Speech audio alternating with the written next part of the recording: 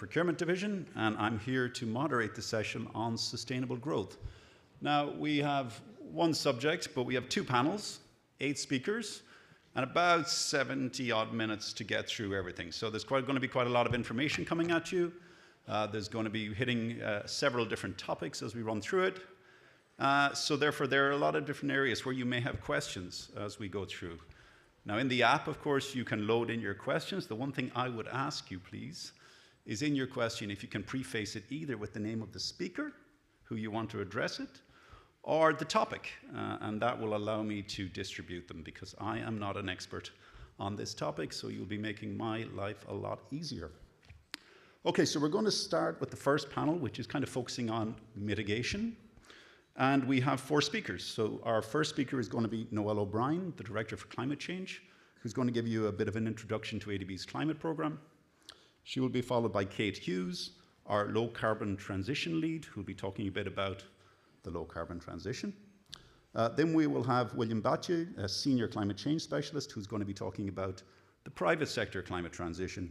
And then we will wrap up this first part of it, talking about carbon markets with Takeshi Miyata, our senior climate change specialist for the Climate Action Catalyst Fund. So, without further ado, and conscious that we will probably run out of time towards the end, I'm going to ask Noelle to come up and do her introduction. Thank you very much. Kevin, from up there. Yeah, well, wherever you wish. Yeah, no, maybe I'll just stay sitting and we can move along. So thanks, Kevin, and thanks to the audience for joining this session. So, I mean, I'm just going to do a very brief introduction to where ADB is at on climate change, because it's still very much a part of ADB's agenda. I think you're all very familiar with the biggest challenges in the Asia-Pacific region. If we just come to the second slide. I don't know who is moving slides. Okay, yeah. So just, a couple of points. We are the most disaster-hit region from the perspective of weather, climate and water-related hazards. And these are rapidly escalating, and we are seeing the implications of compounding hazards, whether it be intense heat waves, rainfalls, rising seas, etc. But at the same time, we have this issue that the region is responsible for more than 50% of all emissions, and that number is increasing very significantly. And we're seeing really huge numbers in terms of the amount of finance that is required to address both of these challenges. So, sorry, the slides will be shared with you all, so I think there's maybe not a need to try and capture the photos. So here at ADB, we did in 2023 produce the Climate Change Action Plan, and it set out our then focus on achieving 100 billion of climate finance. During the midterm review of Strategy 2030 last year, we made a commitment to bring that number to 50% of all of ADB's portfolio would be focused on achieving climate outcomes by the year 2030. So that 50% is still very much in line with the 100 billion and should bring us to a slightly larger final number if we achieved, and presuming the continued growth of the portfolio. Just to really highlight, today's session is really just to give you a kind of a touch point with the range of work that is going on.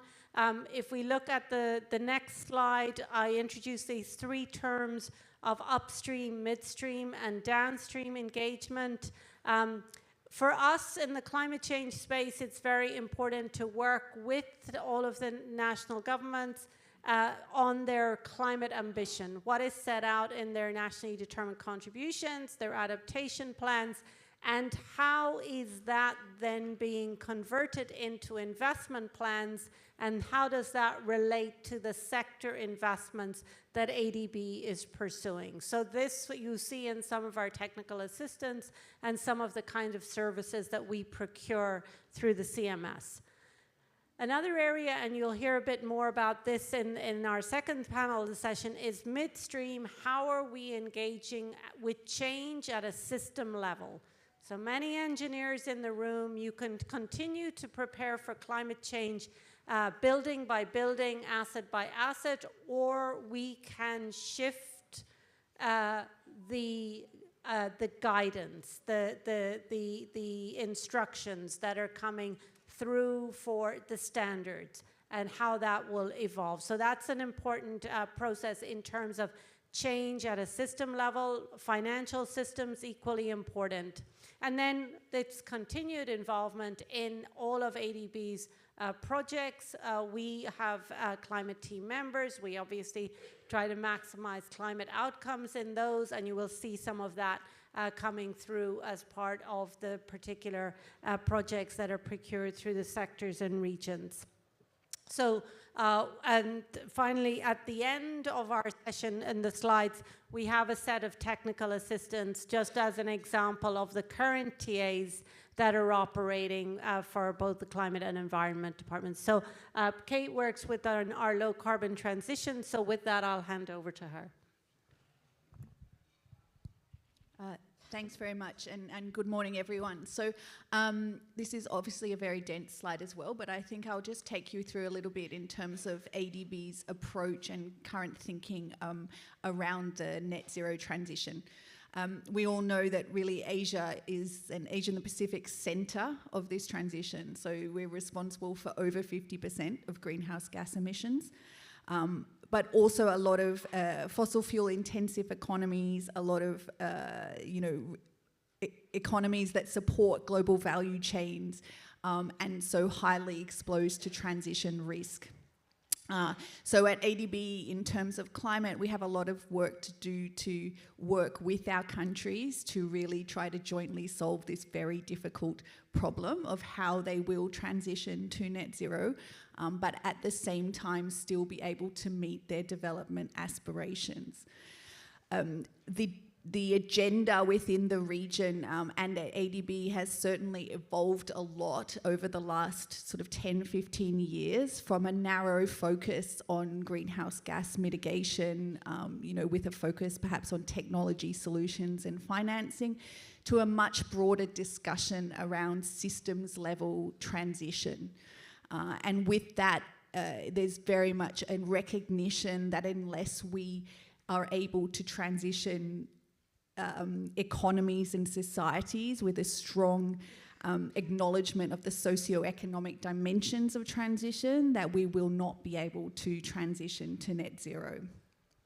So we look at it from two perspectives and try to engage with our DMCs from that. You can see in the top red arrow that countries are highly exposed to transition risk, and so that comes from both their own domestic commitments to decarbonise, but also the fact that they need to operate and develop in a low carbon world. So they're also exposed to transition risk from other countries' commitments, from things like the carbon border adjustment mechanisms and other policies that countries put in place.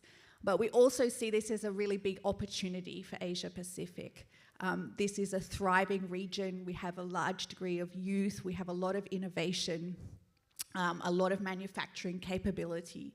And so how can we help developing member countries to position themselves to take advantage of this green transition, and what do they need to be able to do that? So reflecting, as Noelle said, in terms of upstream, midstream, downstream, what type of policy environments do they need, regulatory environments, and then how do we look at greening the financial system, making green financial products available, engaging systematically with the private sector, and then down to the types of projects. And we look at it across different dimensions in terms of what types of investments and projects do countries need to move out of the carbon economy. So how do we look at early closure of coal-fired power stations? How do we look at projects that mitigate emissions at landfills, address leakage? And then the set of investments that you need to move into the green economy. So how do we support renewable energy, e-mobility, all of the clean infrastructure needed? Along with that, how do we address those socio-economic dimensions? So how do we skill populations? How do we reform education systems? How do we look at what is needed for that systems level transition? So as part of that, our team works across the bank.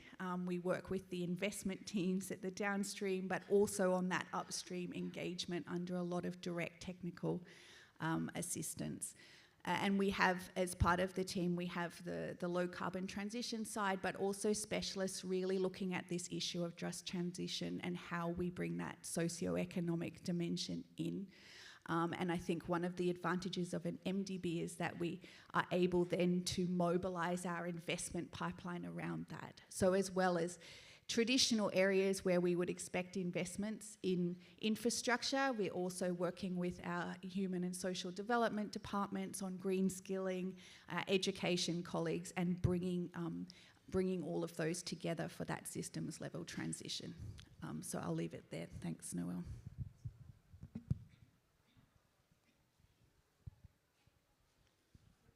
So thank you very much. I'm just going to talk very briefly about how ADB sees the private sector transition and the private sector shift.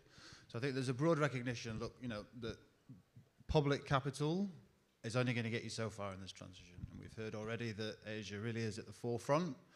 Large population, large emission, a very large challenge when it comes to this issue. And there's now an increasing recognition that the private sector really is the key.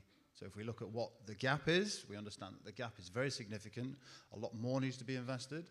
And more than 90% of that investment, in our view, needs to come from the private sector.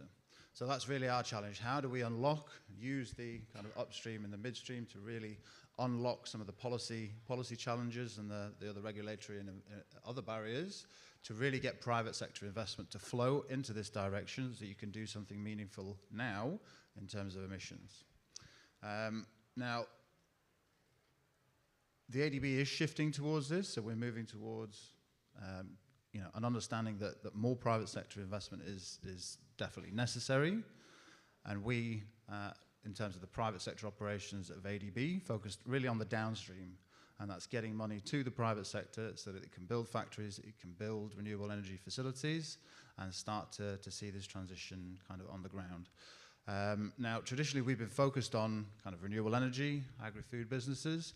We're now seeing an increasing focus into more advanced kind of e-fuels, biofuels, green data centers, much more energy efficient manufacturing processes that operate on renewable energy and produce kind of environmentally sustainable products.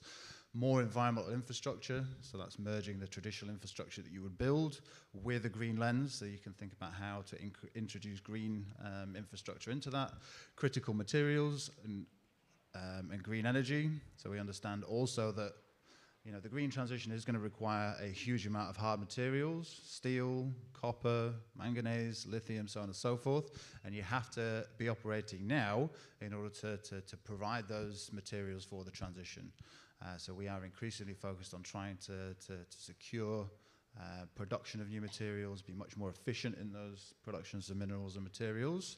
And we're also looking at different types of financial instruments. So we invest on a debt basis, we invest on an equity basis through private equity funds, our own equity investments into companies. And we increasingly use thematic bonds. And what we mean by that is kind of green bonds, blue bonds that have sustainability as part of the principles, and they allow financial institutions and companies to raise a significant amount of capital for those purposes. Now, where we're mainly do a lot of our procurement in that space is on the due diligence for those projects. So when we look at a project, a port project, a railway project, there's a huge amount of due diligence, which many of you will be aware of, and part of that due diligence is related to climate. So we should really have a very good understanding of what the energetic uses in that infrastructure is, what the options for decarbonisation, what the costs of those options would be, and then encouraging our clients to adopt those options. We're looking at transition planning with our clients. So when we engage with clients that have a significant environmental, energy and emissions footprint, how can we encourage them to do proper transition planning, to identify investments and then to fund those investments? And that's a large part of work on kind of a corporate governance level. And we do lots of assessments for climate risk. So we understand when you build hard, long-term physical infrastructure, it will come with an increasing amount of physical risk from storms, flood, landslides, and so on and so forth. So it's really to identify what those risks are, where the material, and then to prioritize the solutions that you can bring to bear that can really deal with this issue. So I think I'll stop there and hand over. Thank you. Thanks. Bringing over to strategy to focus on the role that carbon markets can play in this journey. Thank you, Noel, and good morning, everyone. So let me introduce briefly on what ADB is doing in the carbon market area. So we've been hearing the substantial financial gap, and we need to have also to supplement all those activities that was presented earlier. We also need innovative financing mechanism, additional mechanism to catalyze investment in low carbon technology and solutions. And the carbon market for a solution to this by creating a financial incentive for mitigation activities. And at the last year COP, the long-awaited Article 6 rulebook was adopted, and the increasing momentum and excitement in the international community for new international carbon market under the Article 6. And just like in the past, Asia and the Pacific region is expected to lead the development of this new era of the carbon market.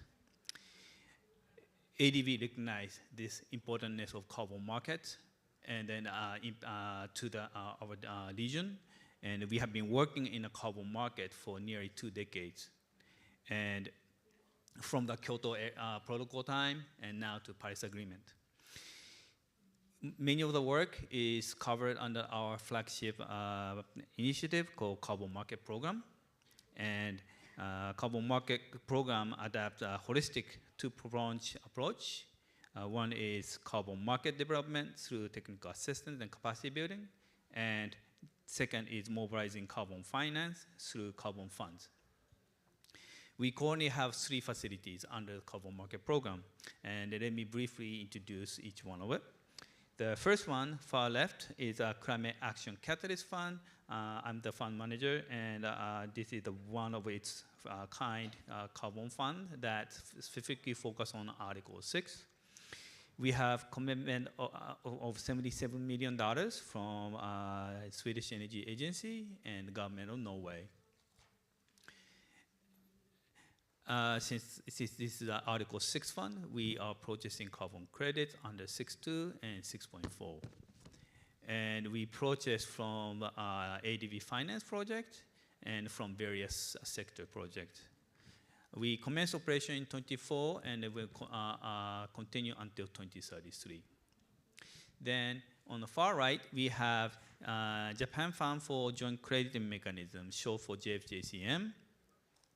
It is single donor trust fund with 137 contribution. $137 million contribution from a government of Japan. It is the only fund that exists in the world that specifically focuses on JCM. And JCM is a bilateral offset mechanism established by government of Japan together with partner governments. The JFJCM provides a grant which will be used with the ADB loan, so basically providing co-financing to projects. And their support is focusing on energy-related mitigation projects. And in between those 2 funds, we have Article 6 support facility. It is $8.8 million technical assistance with support from the Swedish Energy Agency, government of Germany, and New Zealand, and ADB. And established in 2019 to support our development member countries to enhance their readiness to participate in Article 6. And our support under this TA is tailored to country needs.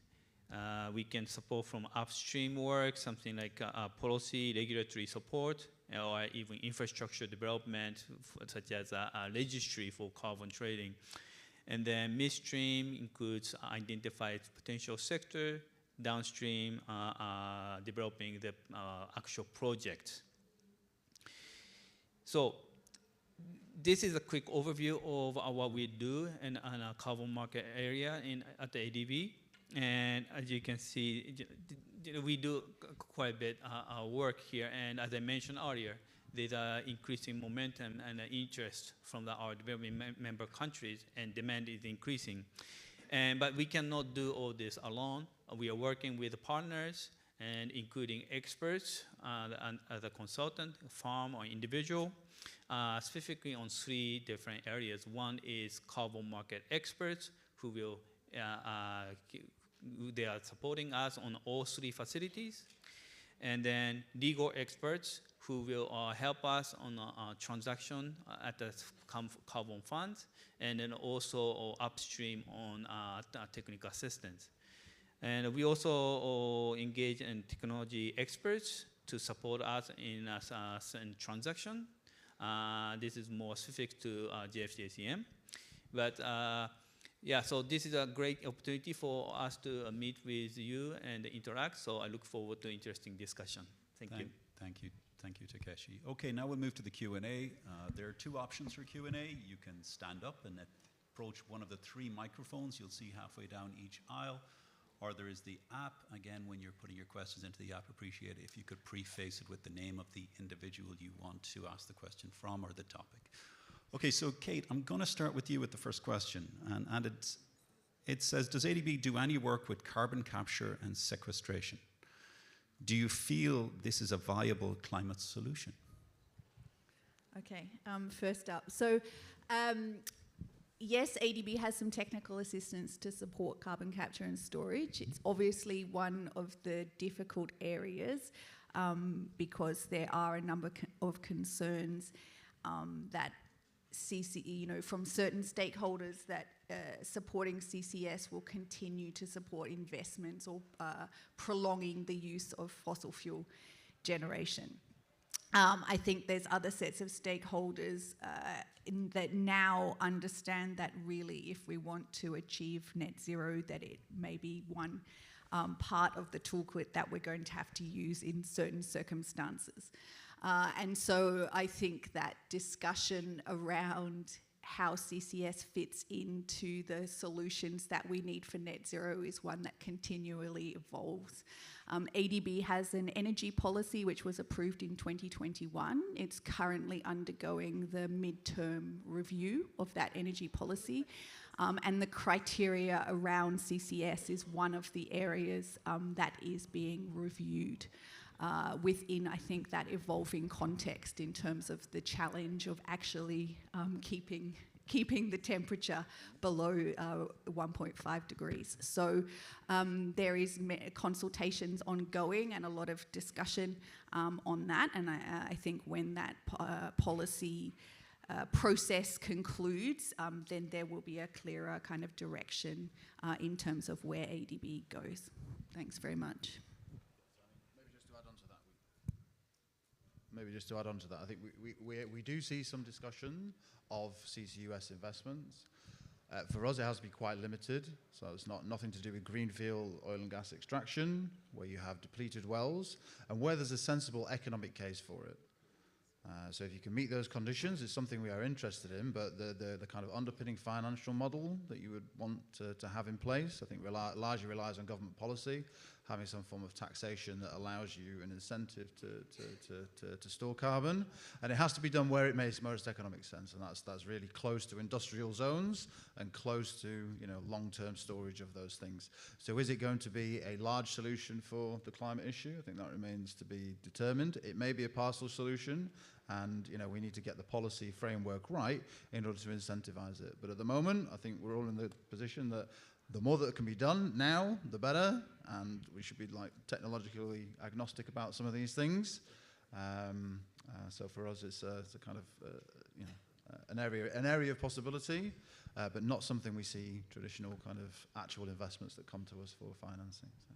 Sorry, one thing I forgot to add. So in addition to the energy policy, ADB has a commitment for Paris alignment of all of its operations. So in addition to complying with the requirements of the energy policy, any investments that ADB undertakes need to meet the joint multilateral development approach to Paris alignment. So that will also impose requirements in terms of demonstrating that technology as part of a country's transition plan and other requirements.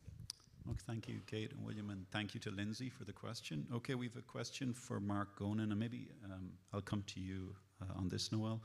It says, is air pollution, which kills millions of people every year, not the much more important and urgent problem. I presume that was in relation to something maybe. Yeah, no, thank you. I mean, this is a specific panel on climate, so so no question whatsoever of the urgency of the air pollution challenge, and this is an area in which ADB is working with in a number of the client countries, and particularly where we can now see air pollution at a regional level, and so that is a critical area.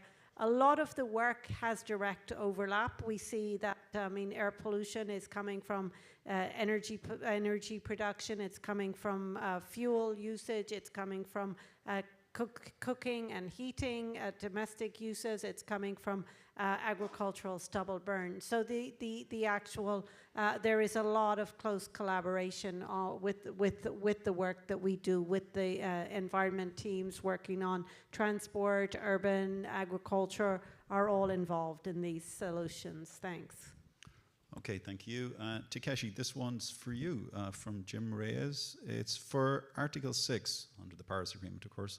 Is there additional funding for the existing TA, or do you see that there will be more programs related to this over the next 2 to 3 years? Thank you for the interesting question.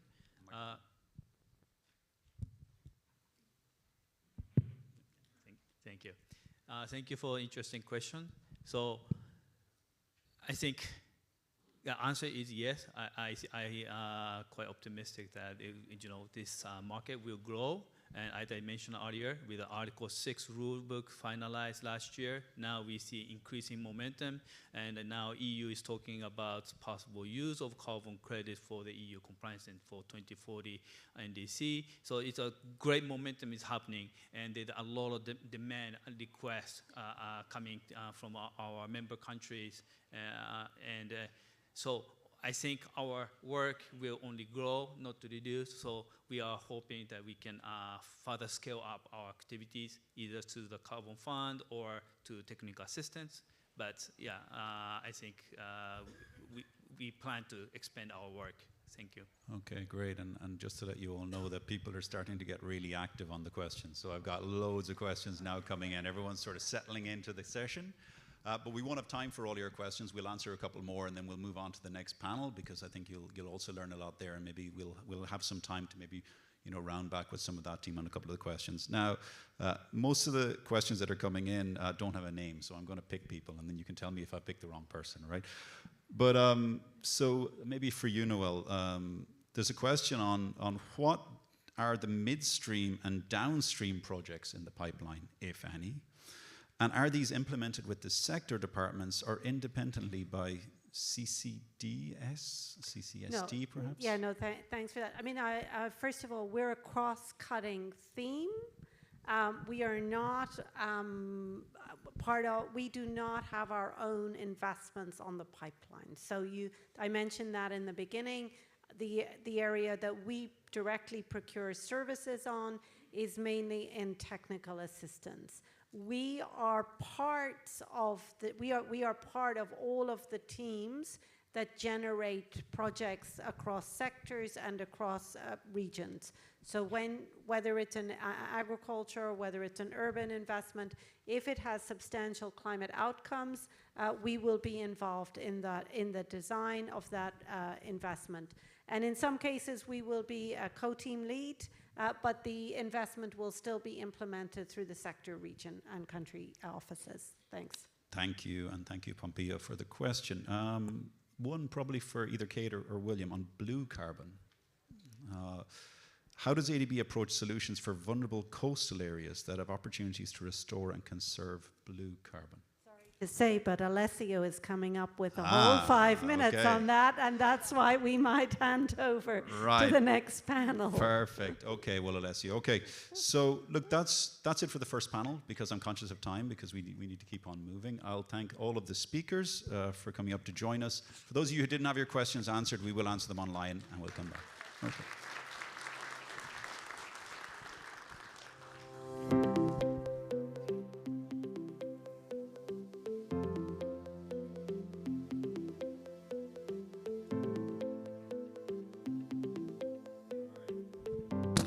Okay, moving swiftly on. Thank you very much. Quick change. Okay, so I'd like to introduce our next four speakers to the floor. So maybe in order of which they're walking towards me. We have Alessio Giardino, a senior climate change specialist on coastal adaptation. We have Nanki Kaur, our senior climate change specialist. Alvin, you can go. Alvin Lopez, principal operations coordination specialist covering the environment. And finally, Argo Sina Roy, a director of climate change with ADB. So thank you, panelists, for joining us for the second section. All right, so this section is going to focus on adaptation, right? And maybe I'll start with you, Argo, and then we'll move on from there. And keep the questions coming. And again, if you can assign them to somebody, fantastic. Argo, over to you. Thank you. Thank you, Kevin, and thanks for pronouncing my name almost correctly. That's very, very kind of you. Thanks. Can we have the slides, please? So we'll quickly go through a few slides on adaptation. We live in a region where countries, communities are already facing the impacts of climate risk. Whether it's heat stress, floods, cyclones are happening regularly. And unfortunately, this will continue to happen in decades or centuries in some cases also. So in that context, sorry, you have to click it once if I'm not wrong. Sorry for that, there's an animation, I didn't realize. Okay. Can somebody just click the slide? Okay, all right. Anyway, yes, thanks. So in that context, ADB in our corporate results framework has an outcome indicator about making people resilient in the region, resilient to the impacts of climate and disaster risk. But as Noel mentioned, this risk is shaping in a systemic manner. So you have impacts on social sectors, on nature, on financial sector, on infrastructure. So flood risk is increasing in urban areas, which requires a whole bunch of solutions, starting from drainage to nature-based, to land use planning, to early warning systems. Health sector is facing increasing heat stress, which has impacts on the way disease patterns are changing, impacts on the way how health infrastructure and hospitals should function in the future. The financial sector is facing impacts, which requires a range of solutions, including insurance products, perhaps. So it's important for us that when ADB supports adaptation and resilience, our efforts are at a system level. This relates to the fact that we have an institutional commitment of providing at least $34 billion between 2019 and 2030 for adaptation and resilience. But what does it really mean in concrete terms for this particular audience is if you really want Asia-Pacific region to reduce risk and build resilience, you need to first understand risk very well. So the whole work on risk analytics becomes extremely important. And this is not just a top-down, science-based understanding of risk, but equally bottom-up understanding of what people, what communities, their livelihoods, what kind of impacts they are facing. So a whole bunch of work is required around understanding risks, using new advanced technologies, and this provides a whole range of services and products that can be developed around. The second is once you understand risk, how do you use the risk information for decision-making purposes? So help our client countries, help our client in the private sector to decide what kind of long-term impacts they might face, what has implications of that impact on their balance sheet, on their overdevelopment processes, etc. Which again means working across different sectors at different systems level and try to see how can risk inform decision making, whether it's infrastructure systems or health systems or education systems, etc. The third is once you understand and have risk-informed planning processes in place, then what kind of investments, where do you actually put in money, whether it's a hard infrastructure, nature-based solutions, or social sectors to build resilience. And I'll hand it over to now Nanki and Alessio to talk about a few examples from adaptation side. Thanks. Thanks, Orgo. Good morning, everyone. I am going to present one of our new initiatives that we are all very excited about. It's the Fiscal Resilience Initiative. This was launched at COP29, and it's a joint collaboration between our department, that's the Climate Department, our Public Sector Management Department, and our Economics Department. And this initiative has been set up specifically to support ministries of finance to scale up and align financial flows with climate action. And we've heard about the need for that action, the need for funding and financing this transition, but also the need for better programming. So current investments are quite fragmented if you see them at all. So that need for that system-wide investment in this transition is critical at the stage that we are at. So the Fiscal Resilience Initiative, what we'll be doing through it is that we have support to help ministries of finance to generate the evidence and the capacity that they need to make the risk-informed decisions that Orko was talking about. We have support to strengthen policy dialogues and specifically to strengthen networks between ministries of finance and relevant actors to promote fiscal resilience.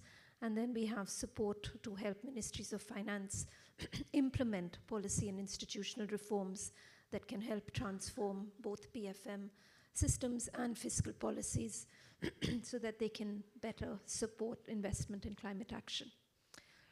What we have done to date is that we have launched the ASEAN Climate Policy Platform under this, which is supporting our member countries in the ASEAN region, and we have recently initiated work in the Pacific as well under this program.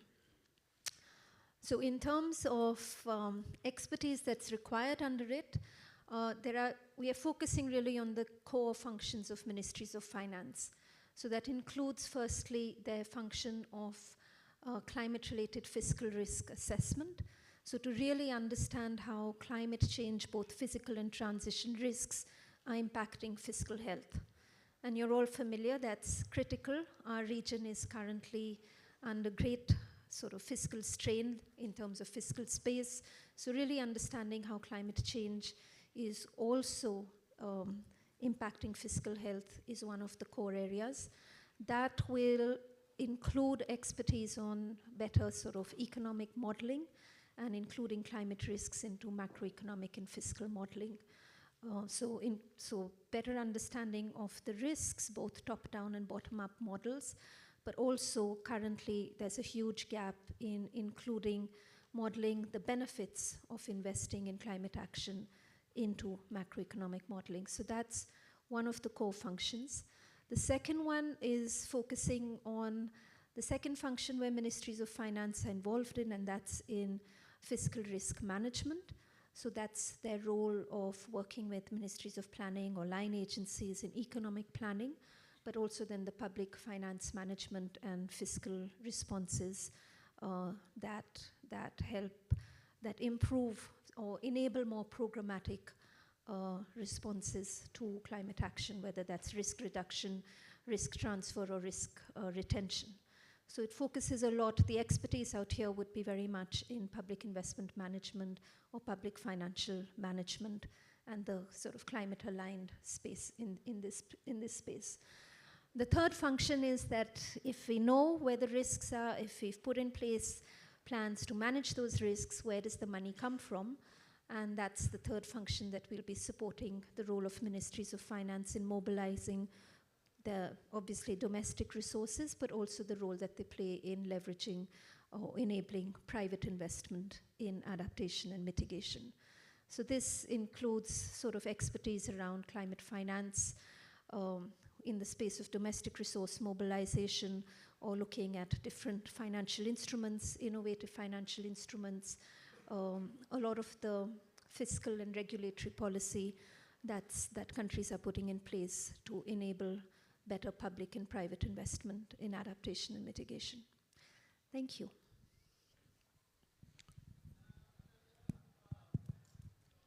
So thank you and good morning, everyone.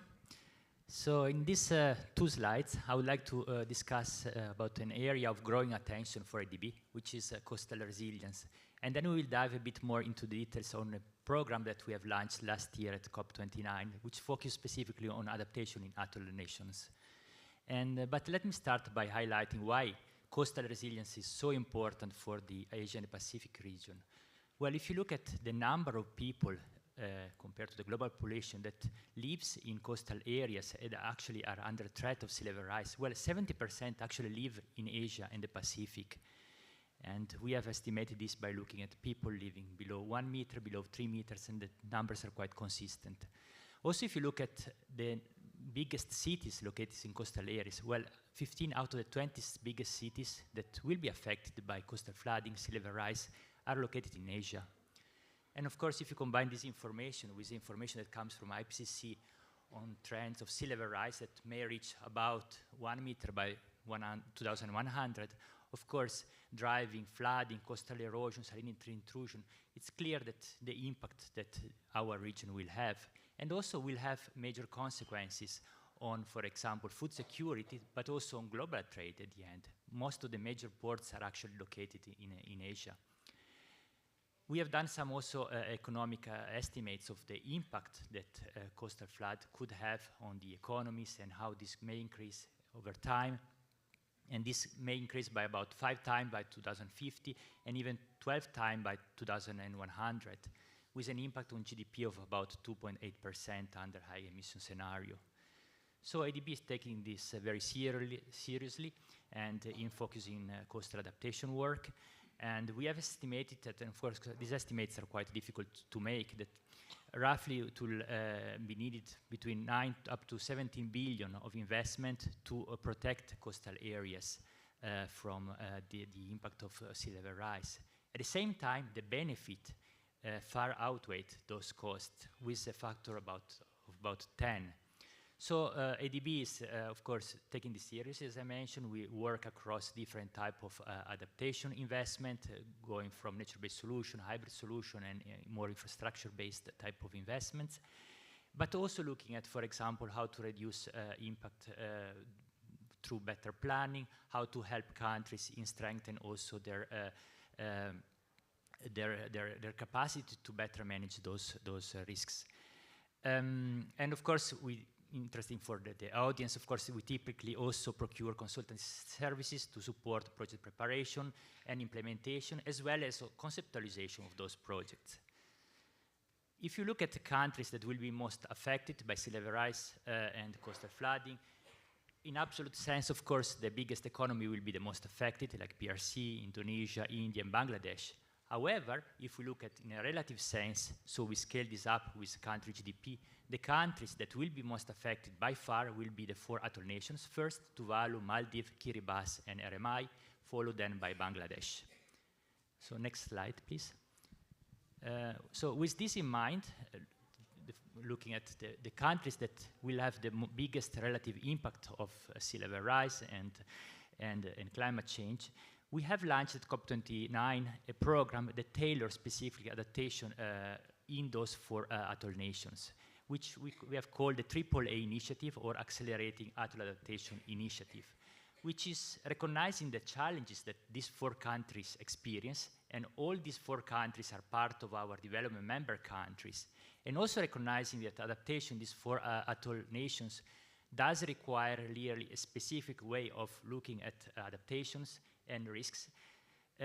We are supporting those countries in developing strategic actions that somehow will help them in overcoming those issues, but looking at climate risks not just for the next 10, 20, 30 years, but really looking at also longer term time scales, and making sure that those investments will also not lead to maladaptation in those countries. So if you look at the slides, some of the strategic action we are helping with is helping those countries in developing risk-informed policies and pathways, looking at those long-term climate trends, helping them developing the adaptation investment in designs and implementations that follows from these risk-informed policies and pathways, and finally, also very important, helping those countries in unlocking programmatic financing and investment. We all know that these investments also are much bigger in scale and in time, so it's really important to help countries in unlocking those investments required to develop those type of projects. And of course, we also recognize there are a number of enablers that are required to develop this project, building local capacity, building knowledge and innovation, which is required to develop those projects, and finally, partnership and coordination, which means bringing the technical know-how to develop those projects, but also partnerships, for example, between the 4 countries also, because there is a lot of opportunities for sharing lessons learned between the 4 countries, but also coordination between ADB, for example, and other multilateral development bank. We know that developing projects in those countries, which are very small, also requires a lot of capacity from the country themselves. So if we can coordinate better between other, ADB and other multilateral development bank, that of course will result in less burden for the countries and also eventually in better projects. And of course, in all this program, we again procure and we rely a lot on consultants that can help in managing the initiative, but also bring in the technical know-how, technical studies that can really provide the basis for the initiative. Thank you. Thank you, Alessio. Now over to Alvin. Do you want to talk a small bit about what ADB is doing in the environment space? Thank you. Right, thanks, Kevin. Good morning, everyone. I think, Juster, I always like to understand the audience a bit better before I start. So the next slide is on the environment program, really. How many are really engaged with the biodiversity and ecosystem management dimensions? Okay, pollution? Right, climate change, needless to say. Okay, so the end of last year, ADB launched the Environment Action Plan. So for those who are not, do not have it yet, just please click download the Environmental Action Plan, and that's basically sets the overall approach ADB is taking in dealing with environment issues. So it's ready to address the triple planetary crisis which we see on top there, which is biodiversity and ecosystem degradation, pollution, and also climate change. That was the driver of the structuring of the Environmental Action Plan. In addition to supporting the range of international initiatives or multilateral environmental agreements and commitments of the countries and also national agenda, this is also a cross-cutting thing which the environment program based in ADB is supporting. As Noel also alluded to earlier, we are the Knowledge Solutions Department kind of thing as opposed to the Operations Department. Those of you who've been with ADB for some time engaging, the sector groups on the ground, engage with the governments in developing, implementing the loans. Well, we do a lot of the analytics further upstream to support, again, project origination and development. So the focus of the environment program is really cross-cutting across 3 key pillars, which you can see there. The first pillar focusing on biodiversity and ecosystem management, and we develop interventions upstream, supporting analytics in this space, as well as supporting program development and projects as well on the ground across the sectors, not necessarily with just the AF&R or agriculture, food, natural resources, but also across sectors. We support country partnership strategy development as well, analytical work which is needed for supporting and providing input into that. And we also support implementation through technical expertise and partners. That's how sort of the environment team really works. Another key focus, in addition to the first pillar on biodiversity and ecosystem management, is the second pillar addressing pollution issues. So this late last year, we approved a new technical assistance which I will show on my next slide, on sort of addressing air pollution in the region. And the final key pillar is cross-cutting on nature-based solution interventions, which is a key aspect also from the adaptation and also mitigation perspective to some extent. 6 key programs are structured to support this pillar. That is one on oceans and coastal, terrestrial ecosystems and biodiversity, the air quality. We have a circular economy pillar as well, and a program, 6 key programs on that. And nature-based solutions and green infrastructure, and finally environmental finance and governance, which is also related to the Nature Solutions Finance Hub that I sort of lead as well. So this is the main focus of more or less the environment program of ADB. And if you look online, you can find a whole list of interventions, which is in this 5 minutes I would not have time to get into. But on the next slide, it's quite an important slide. Next slide, please. That's a snapshot of really the possible opportunities across the technical assistance projects that have been somewhat approved already, which is the top section, are the key technical assistance projects that are approved, some of them coming to the end, less opportunities, but some more recently approved, the ones at the bottom there, addressing these across the 6 programs which I talked about. There are a couple of regional initiatives as well, and one of the things that ADB is leading is the Regional Flyway Initiative as well, looking at addressing ecosystem management and the management of sites across the East Asian Australasian Flyway, wetland conservation, and also conservation and sustainable use at these particular sites. And those at the bottom there, those are just indicative. Again, just to flag that those key programs over there, including support to the Global Biodiversity Framework stuff in the Philippines, and what's the other one? There's the font is too fine print from here. There's an Oceans and Flyway, a G2F sub-program for the Central Asian Flyways, and also some support for Armenia, the upcoming COP17. So just to flag that those are sort of coming up, and I'll leave it as that now. Thanks a lot, Alvin. Okay, so we'll move to some questions that have come in from the floor. And for those of you who still want to submit, there is still some time. Maybe I'll start, Alessio, question for you. Have you seen countries requiring mapping their blue carbon volume, right? And are there such requests, have you seen it being translated into either projects or technical assistance? If that is an area where you can speak. Yeah, no, thanks for the question. Well, first of all, let me start by saying that personally I sit in the adaptation team, so normally we look at a bit of from an adaptation perspective. But at the same time, of course, as Alvin also mentioned before, some of the areas like protection through nature-based solutions, of course, they offer important co-benefit also in terms of reduction in carbon emissions. So maybe I would like to start by saying that, for example, through every project that we do, nowadays we also look at the mitigation potential, so we essentially we estimate both the absolute emission that resulting from the project, but perhaps even more important, also the relative reduction in emissions resulting from the project. And of course, specifically nature-based solutions offer a very important opportunity and to try to reduce those emissions. So we look at this quite carefully from a more mitigation perspective. Yeah, maybe I don't know if you want to add something from an environmental perspective on this question, or on carbon specifically on. Or we can move on to the next one. Hmm? We can move on to, we've got lots of questions, okay, so sure. we can move on to the next one. But Alessio, you're not getting away that easy because the next one is also for you. It's to Alessio.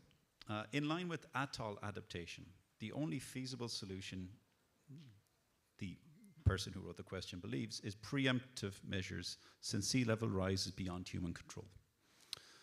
Do we see ADB funding relocation programs in any of the countries that are subject to this sea level rise issue? Okay, thank you again for the You're getting all the easy questions. No. Okay. Well, first of all, of course, when you start visiting some of these countries and ask most of the people, of course, relocation for most of the people living in those countries is really the last resource. So what many people would like, of course, is living in the country where they currently live. And that's also the area where, of course, we try to help as much as possible also through this initiative. But of course, bearing in mind that, yeah, relocation may be an opportunity. And of course, if relocation eventually will be the only option, then of course, those people also have to be prepared. They have to be also perhaps educated. So also try to make sure that they have the skills to try to go through this type of also pathway. So from that perspective, yes, we try to support the country, but bearing in mind that, well, this is still the last resource, and I think there are still many other options that can be explored. looking, of course, more into maybe transformation adaptations rather than piecemeal type of approaches and adaptations, and try to make sure that these projects together that are a bit more transformational can help at least withstand some of the challenges ahead, at least for the next decades. Thank you. Thank you, Alessio. Okay, and this is on a similar topic, and I'm going to defer to the team when they tell me, because if I ask a question, they may say, well, that's mitigation, that's not adaptation. But if I get it wrong, then of course the team are here for anyone who wants to come up and ask questions after the session. It says the question, the point is, maybe it's a point, and then it's accompanied by questions. Sustainable growth could focus on rebalancing settlements, specifically urban centres with high density, to cut local environmental loads and the associated disaster risk. Can ADB assist this with climate risk-based planning? You can take that. Excellent stuff. Thanks. Great question. So I think you're right. So when we look at a climate or disaster risk, it's not just the hazard we are looking at. We look equally the exposure and the vulnerability side of it. So when you do a risk assessment, and ideally a kind of a multi-hazard approach, you will try to identify what factors are actually increasing exposure of people or assets to hazards, and what are vulnerability factors.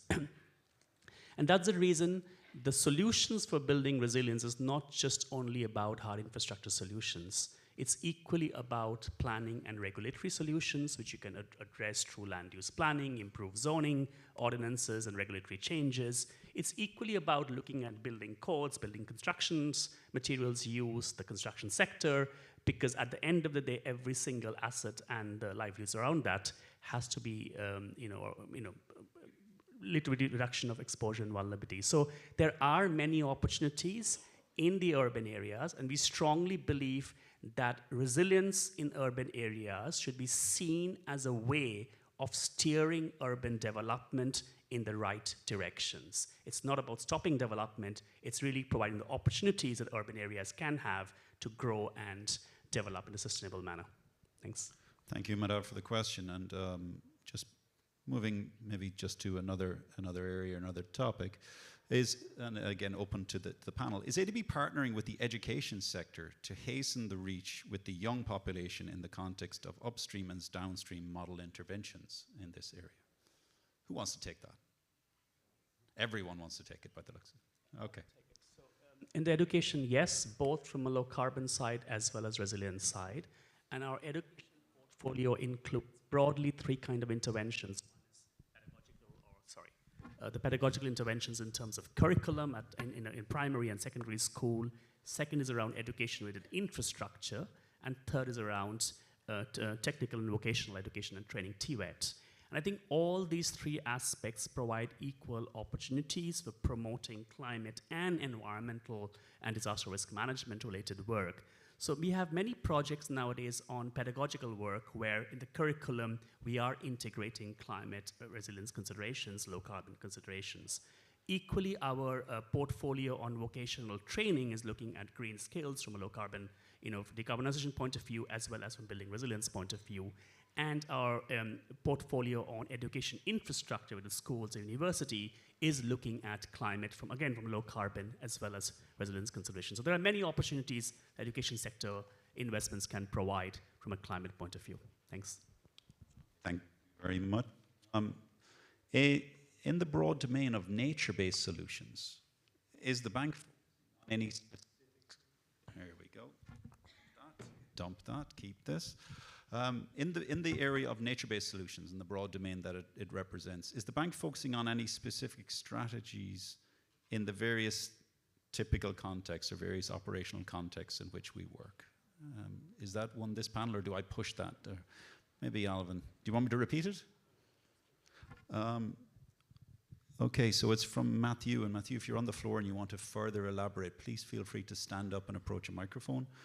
In the broad domain of nature-based solutions, NBS would be nature-based solutions, I hope.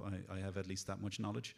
Is the bank focusing on specific strategies in various typical contexts?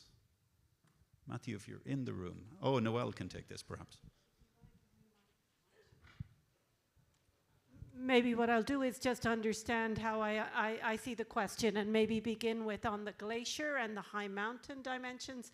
I think Alessio can come in on more of the coastal, and then there's obviously a lot of areas in terms of agricultural production, so whatever. So it just, I mean, in the last couple of years, we have really accelerated our engagement in terms of the high mountain glaciers and what are the implications for that. One is in countries where our investments is being directly impacted by glacial lake outbursts and large challenges with associated sedimentation, etc. For any of you who know ADB well, you will know about the challenge we had with the Malamshi water intake for Kathmandu and the work that's ongoing there. So this is a whole new area of work for ADB, trying to understand the hazards associated with any investment solutions that need to come. Where can we invest? Where are the populations located, et cetera, and so on and so forth. So we have one investment, it's called technical assistance, the building adaptation resilience in the Hindu Kush Himalayas, focused initially on Nepal and Bhutan. And we are just working on another investment, which is known as Glaciers to Farms. This is in Central West area, again, on what are the implications of the melting glaciers, that acceleration in all of the nine countries in Central West where we still have glaciers, and working on a GCF submission so that we can increase that in the investments coming through.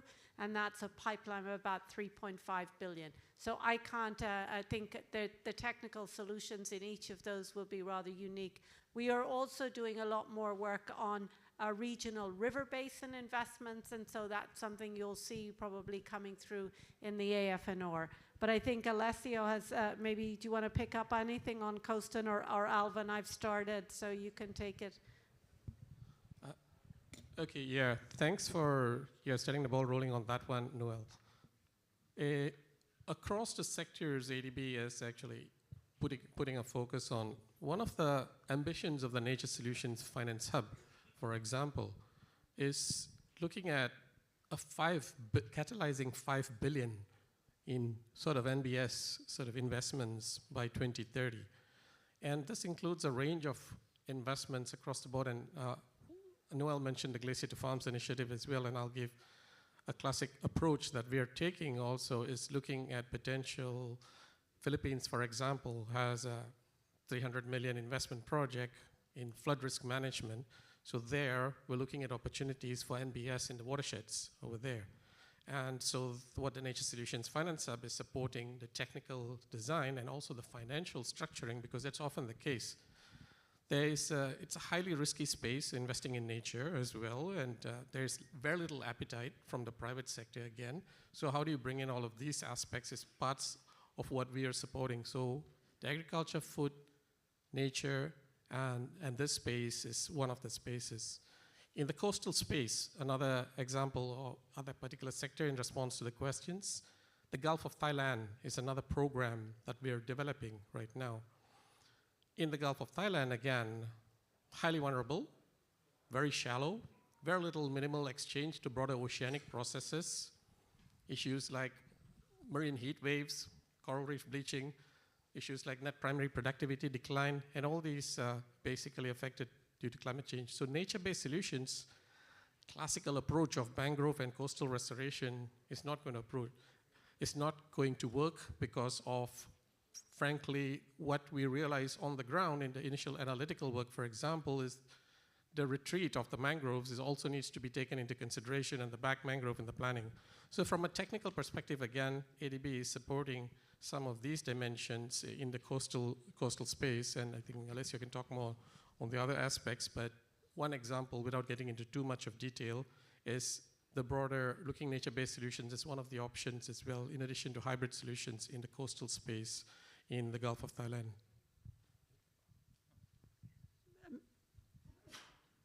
Okay, On the coastal space, I mean, again, we work mainly through also with our sector colleagues, and a lot of these coastal projects, they usually sit either in the agriculture, food, natural resources sector or in the water and urban sector. But I mean, areas, and of course, nature-based solution is always an area that where we try to mainstream as much as possible as part of our investment. Also recognizing that not always, as Alvin already mentioned, not always nature-based solution can be the solution for any of the issues that the coastal areas experience. The Pacific is at the moment an area that where we are looking at very closely with an expanding portfolio also on coastal adaptations.